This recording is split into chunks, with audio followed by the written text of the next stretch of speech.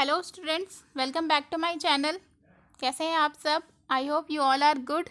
तो आज हम करने जा रहे हैं 10th सीबीएसई मैथ का चैप्टर 3, जिसका नाम है pair of linear equation in two variables. ठीक है, अगर आप मेरे चैनल पे नए हैं तो प्लीज़ चैनल को लाइक करें, शेयर करें और सब्सक्राइब करें।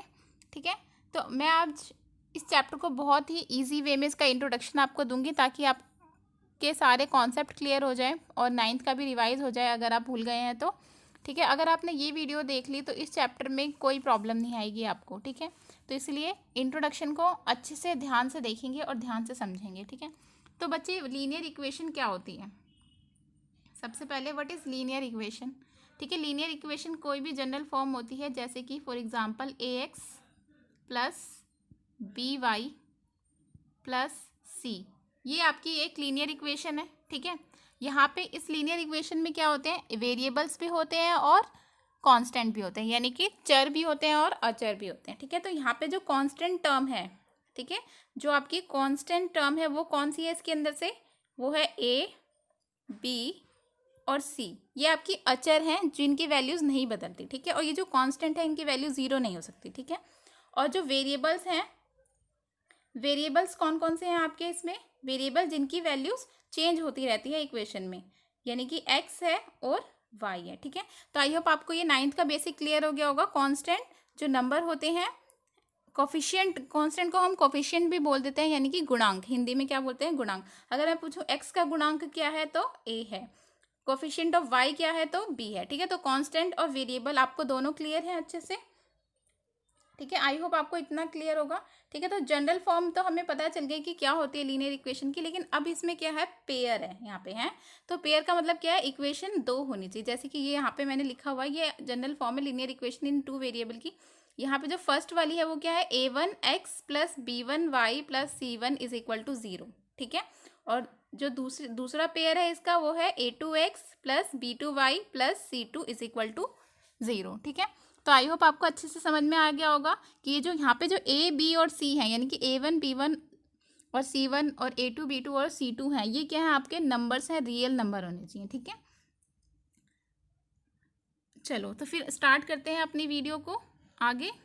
आई होप आपको इतना अच्छे से क्लियर हो गया होगा, कोई डाउट नहीं होगा।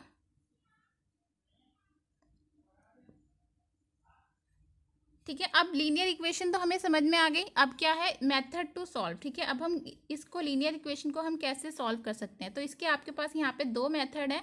फर्स्ट इज ग्राफिकल मेथड है और दूसरा क्या है? अलजेब्रिक मेथड है। ग्राफिकल मेथड को हिंदी में ग्राफीय विधि कहते हैं और इसे बीजगणितीय विधि कहते हैं। ठीक है, ये आपकी जनरल फॉर्म है इक्वेशन की। तो एक एक करके हम डिटेल में देखते हैं। ग्राफिकल मेथड को मैं आपको डिटेल में समझाऊंगी इंट्रोडक्शन में ही, और अलजेब्रिक मेथड को हम क्वेश्चन करते करते ही सीख लेंगे। ठीक है, क्योंकि वो थोड़ा सा लेंदी है, वीडियो ज़्यादा लेंदी हो जाएगी फिर। ठीक है, तो स्टार्ट करते हैं अपना ग्राफिकल मेथड। तो ग्राफिकल मेथड में ना 3 टाइप्स हैं। ठीक है, 3 टाइप्स होंगे, 3। अब एक एक करके देखते हैं। ये आपके जनरल इक्वेशन है। अब मैं कोई इक्वेशन लिख के दिखाती हूँ आपको। ठीक है, जैसे सपोज कीजिए यहाँ पे 5x plus 3y plus 7 is equal to 0। ये आपकी एक इक्वेशन है। और दूसरी इक्वेशन क्या है? 7x plus 5y plus 5 is equal to 0। ठीक है, ये दो इक्वेशन है। अब हमें क्या कंपेयर करना है? फर्स्ट में ये देखना है हमें a1 अपॉन में a2 is not equal to b1 upon में b2 होता है। तो यहाँ पे देखिए a1 क्या है? यहाँ पे 5 है, a2 क्या है? यहाँ पे 7 है, b1 क्या है? 3 और b2 क्या है? जो y के साथ है, y2 के साथ है, इनकी 5। ठीक है बच्चे, ये 5 है। तो इसे अगर मैं कंपेयर करूँ तो क्या आएगा यहाँ पे? 5 अपॉन में 7 इज इक्वल टू 3 अपॉन में 5। अब देखिए ये क्या ये इक्वेशन इक्वल है? 5/7 क्या इक्वल है 3/5 के? नहीं है ना, तो यहाँ पे हम नॉट इक्वल का साइन लगा देंगे। ठीक है, तो जब भी किसी इक्वेशन में ऐसी सिचुएशन आ जाए जब a1/a2 is not equal to, यानी कि b1/b2। ठीक है, जब भी आपकी इक्वेशन में a1/a2 b1/b2 के इक्वल नहीं आएगी तो ये आपकी फर्स्ट इक्वेशन होगी। अब इसकी जो 3 बातें हैं वो क्या क्या है वो देख लीजिए। अगर कभी भी ऐसी सिचुएशन होती है तो क्या होगा? तो जो आपकी लाइन है वो कैसी होगी, इंटरसेक्टिंग होगी, यानी कि प्रतिच्छेदित रेखाएं होंगी, और इसका जो हल है वो क्या होगा, ओनली वन सॉल्यूशन होगा, और कैसी होगी लाइन, ये संगत होगी। ठीक है, तो आपको समझ में आ गया होगा। अगर आप इसका ग्राफ बनाएंगे, यानी कि ये जो दो इक्वेशन है, एक इक्वेशन ये वाली और दूसरी इक्वेशन ये वाली, तो एक लाइन तो इससे बनेगी ऐसे और दूसरी लाइन इस वाली इक्वेशन से बनेगी ऐसे, तो इसका इस वाली लाइन का ग्राफ कैसा बनेगा, ऐसे बनेगा, यानी कि ये दोनों लाइनें एक बिंदु पर प्रतिच्छेद करेंगी, इसीलिए उसको हम क्या बोलेंगे, इंटरसेक्टिंग लाइन, यानी कि प्रतिच्छेदित रेखाएं। और इसका जो सॉल्यूशन होगा, यहाँ पे एक ही पॉइंट है ना, तो यानी कि एक ही एक्स और एक ही वाई निकलेगा, तो इसलिए इसका जो हल है वो क्या होगा, ओनली वन सॉल्यूशन, यानी कि केवल एक हल, और ये कैसी है, संगत है। ठीक है, कंसिस्टेंट है। तो आई होप आपको ग्राफिकल मेथड का फर्स्ट कंडीशन समझ में आ गई होगी। कंडीशन 1 क्या थी, अगर a1/a2 is not equal to b1/b2 होगा, तो क्या होगा, जो लाइंस हैं वो आपकी इंटरसेक्टिंग होंगी, और उसका जो सॉल्यूशन है वो एक होगा, और जो कंसिस्टेंट होंगे वो, ठीक है, और जो ग्राफ है उसका वो इस टाइप से बनेगा, इस लाइन से। ठीक है, तो आई होप आपको ये इतना अच्छे से क्लियर हो गया होगा। कॉपीज में नोट कर लीजिए आप। ठीक है, फिर आगे बढ़ते हैं। आप इसका स्क्रीनशॉट भी ले सकते हैं, उसके बाद आप लिख लीजिएगा। चलो फिर स्टार्ट करते हैं अपना, मतलब आगे बढ़ते हैं। जो सेकंड कंडीशन है इसकी, ठीक है, अब सेकंड कंडीशन क्या है इसके अंदर, अभी देख लेते हैं हम। ठीक है, एक और एग्जांपल लेके देखेंगे इसके अंदर। 6/3, या फिर ऐसा करते हैं, इसको उल्टा ही करते हैं। ठीक है, मतलब दूसरी इक्वेशन लेते हैं ताकि इजीली समझ में आए। 3x + 5y + 3। ठीक है, ये एक इक्वेशन हो गई, इज इक्वल टू 0, और जो दूसरी इक्वेशन है वो क्या है आपकी, 6x + 10y + 7 is equal to 0। ठीक है, ये दो इक्वेशन हो गई। अब इसको कंपेयर करेंगे हम इससे। ठीक है, a1/a2 को कंपेयर करेंगे b1/b2 से। तो a1/a2 क्या है, 3/6, कंपेयर करने के लिए इक्वल का साइन, b क्या है यहाँ पे, b1 क्या है आपका, 5/10 इज इक्वल टू 3/7।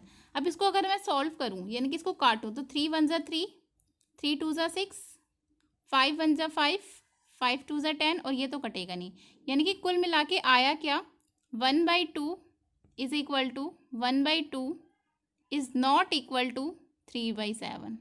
ठीक है, तो यानी कि यहाँ पे हमारी कंडीशन क्या हो गई, a1/a2 तो इक्वल है b1/b2 के, पर नॉट इक्वल टू c1/c2, यानी कि ये सेकंड कंडीशन अप्लाई होती है। ठीक है, तो अगर जब भी आपकी किसी भी इक्वेशन में ये सेकंड कंडीशन अप्लाई होती है, तो इसकी क्या क्या, तो इसका ग्राफ कैसा बनेगा, तो जो इसका ग्राफ है ना वो ऐसा बनेगा आपका, ये पहली लाइन है और दूसरी लाइन भी क्या होगी, जस्ट इसके ऊपर ही होगी। ठीक है, यानी कि एक ही लाइन बनेगी। ठीक है, तो इसका देख लेते हैं हम, इसकी कंडीशन क्या क्या है। सबसे पहले तो कोइंसिडेंट लाइन बनेगी, यानी कि बिल्कुल सेम ऐसे कोइंसिडेंट लाइन बनेगी, संपाती रेखाएं होंगी। दूसरी, बहुत सारे हल होंगे इसके, और तीसरा क्या है, संगत होंगी। ठीक है, तो आई होप आपको समझ में आ गया होगा। संपाती यानी कि एक ही लाइन, ठीक है, और बहुत सारे हल, एक लाइन जो दूसरे ऊपर, मतलब दोनों लाइन अगर एक के ऊपर एक है, तो यानी कि बहुत सारे सॉल्यूशन होंगे इसके, और ये कैसी होगी, संगत होगी। तो आई होप आपको ये वाला भी क्लियर हो गया होगा अच्छे से। सेकंड कंडीशन क्या थी, अगर a1/a2 इक्वल हो जाता है b1/b2 के, पर c1/c2 के इक्वल नहीं होता, तो आपकी जो रेखाएं होंगी वो कैसी होंगी, संपाती, और उसका जो सॉल्यूशन है वो कैसा होगा, बहुत से हल होंगे और संगत होंगे। ठीक है, आई होप आपको ये बिल्कुल अच्छे से क्लियर है, विदाउट एनी डाउट। अगर कोई भी डाउट है तो प्लीज़ कमेंट सेक्शन में बताइएगा। ठीक है, आगे बढ़े, चलो मूव टू नेक्स्ट स्लाइड। हाँ, तो थर्ड कंडीशन है आपकी a1/a2 is equal to b1/b2 is equal to c1/c2। इसे एग्जाम्पल से देखते हैं। ठीक है, 1/, ठीक है, हाँ देखिए, 1x, ये मैंने 1x आपके लिए लिख दिया है, वैसे अगर 1 लिखा नहीं जाता, x है तो भी वो 1 ही है। ठीक है, 1x + 3y + 5 is equal to 0, ये एक इक्वेशन हो गई। दूसरी क्या होगी आपकी, 2x + 6y + 10 is equal to 0, ये दूसरी इक्वेशन है। ठीक है। अब इसके अंदर आप इसे कंपेयर करके देखिए, A1 इस वाली लाइन से, इस वाली इक्वेशन से कंपेयर करके देखेंगे तो क्या होगा, 1/2 A1 by A2 is equal to 3/6 B1 by B2 is equal to 5/10 C1 by C2 हो गया। अब इसको कट करेंगे, ये तो सॉल्व होगा नहीं, ये हो जाएगा 3 1 जा 3, 3 2 जा 6, 5 1 जा 5, 5 2 जा 10।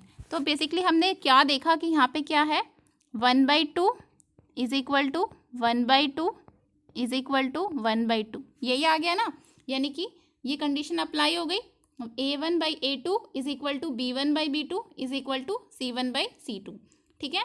तो जब भी किसी इक्वेशन में ये कंडीशन अप्लाई हो जाए तो उसके सॉल्यूशन में क्या होगा, उसके सॉल्यूशन में जो लाइंस ग्राफ आप ड्रॉ करोगे वो कैसा आएगा, पैरेलल आएगा, पैरेलल रेखाएं आएंगी और कोई सॉल्यूशन नहीं होगा, और कैसी होंगी वो, असंगत होंगी, यानी कि इनकंसिस्टेंट होंगी, ठीक है। अब इसका जब आप ग्राफ ड्रॉ करोगे ना तो वो आपका कैसा आएगा, ऐसे इस वाली लाइन से, फर्स्ट इक्वेशन से एक सीधी लाइन और सेकंड इक्वेशन से बिल्कुल इसके पैरेलल लाइन, यानी कि पैरेलल ग्राफ आएगा इसका, पैरेलल लाइंस, और एक भी सॉल्यूशन नहीं होगा। सॉल्यूशन तो तब होता है ना जब दोनों लाइन आपस में मिलती हैं, पर यहाँ पे तो मिल ही नहीं रही, ये इंटरसेक्ट कर ही नहीं रही, दोनों एक दूसरे के पैरेलल हैं, तो इसका कोई सॉल्यूशन नहीं होगा, ठीक है। और ये कैसी है, असंगत है, ठीक है। आई होप आपको इतना अच्छे से क्लियर हो गया होगा, ग्राफिकल मेथड बहुत अच्छे से क्लियर हो गया होगा, तीनों इसकी कंडीशन अच्छे से क्लियर है, ठीक है। अगर क्लियर है तो प्लीज़ बच्चे लाइक का बटन ज़रूर दबाएं, लाइक करें चैनल को, ठीक है। तो नेक्स्ट देख लेते हैं, नेक्स्ट है आपका अलजैब्रिक मेथड, यानी कि बीज गणितीय विधि। अब इसके अंदर क्या है देख लेते हैं, इसके भी ना 3 पार्ट्स हैं, यानी कि 3 टाइप्स हैं। फर्स्ट इज सब्सटीट्यूशन मेथड, यानी कि प्रतिस्थापन विधि। Second is elimination method which is विलोपन विधि, and next is cross multiplication method, यानी कि क्रॉस गुणन विधि, इसको हम हिंदी में वज्र गुणन भी कहते हैं, ठीक है। तो ये तीनों मेथड में आपको जब एक्सरसाइज स्टार्ट करेंगे तो 1 by 1 समझा दूंगी। आई होप आपको इतना अच्छे से क्लियर हो गया होगा, कोई भी डाउट नहीं होगा, ठीक है। प्रतिस्थापन में बेसिकली करते क्या है, 2 इक्वेशन होती है, एक इक्वेशन से वैल्यूज निकाल के दूसरी वाली इक्वेशन में पुट कर देते हैं, ठीक है। और विलोपन में जब हम एक्सरसाइज करेंगे तो प्लीज़ कोई टेंशन मत लीजिए, जब हम एक्सरसाइज करेंगे तो आपको बहुत अच्छे से क्रिस्टल क्लियर हो जाएगा ये मेथड भी, ठीक है। Thanks for watching. अगर सेशन पसंद आया होगा तो प्लीज़ चैनल को लाइक करें और शेयर करें और सब्सक्राइब कर लें, ठीक है, ताकि आपको आने वाली नोटिफिकेशन मिलती रहे। Thanks for watching.